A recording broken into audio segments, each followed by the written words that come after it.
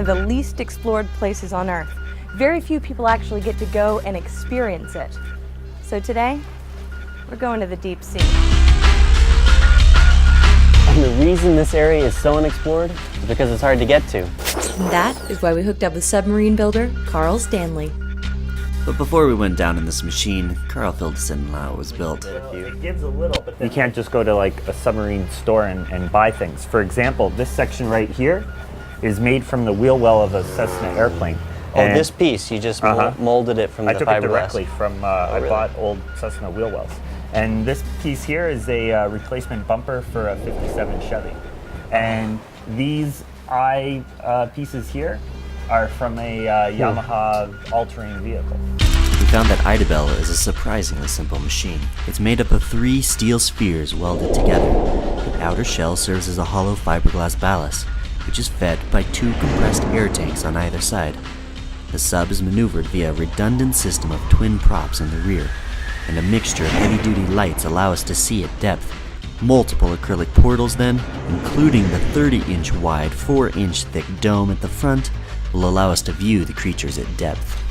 And maybe even more surprising, we found out that Carl has no formal training in building submarines. He started building his first one when he was 9 years old. I don't think there's a whole lot better things you can do than explore. I mean, it's always interesting. It's something that by definition somebody else hasn't done. So let's go diving.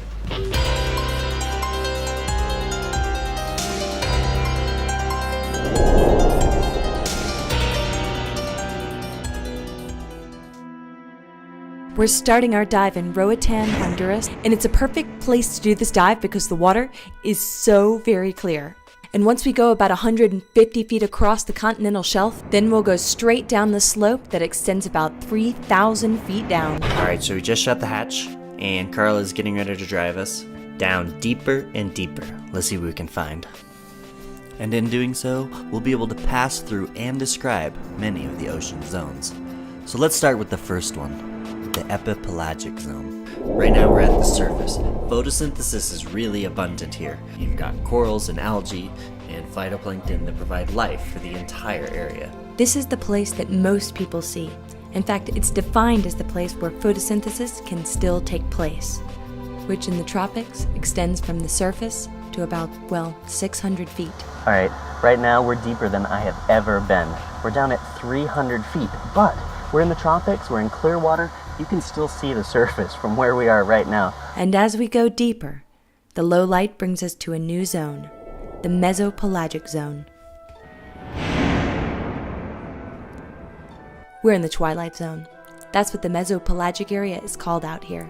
The light is still coming through, but there's not enough for photosynthesis. And you see this stuff over here? This was coral during the last ice age. As we explore this zone, we see a diversity of creatures we've never seen before. Alright, that right there is a sea lily. It's what we call a crinoid. So it's deep, it's cold, and it's dark. And animals have special adaptations to survive in this environment. One of the first adaptations that animals have down here is their color. A lot of the animals are red. Now, red, it doesn't seem like a very likely color because it's so bright to us up on the surface. But when you're down here in the deep sea, red is just like black because red gets absorbed very high up in the water column as light's penetrating through.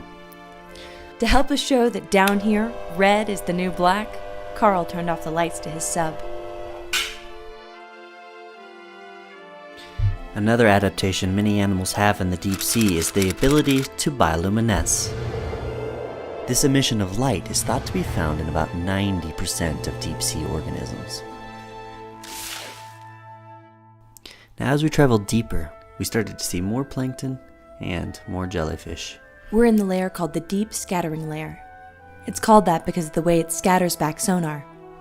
What it is small fish, we're seeing squid, I'm seeing little decapods swimming by, and they're actually bouncing back this sonar back to the surface. So the deep scattering layer represents daily migrations of deep sea organisms from their resting place in the day on the deep dark edge of the mesopelagic layer to where they feed at the surface at night.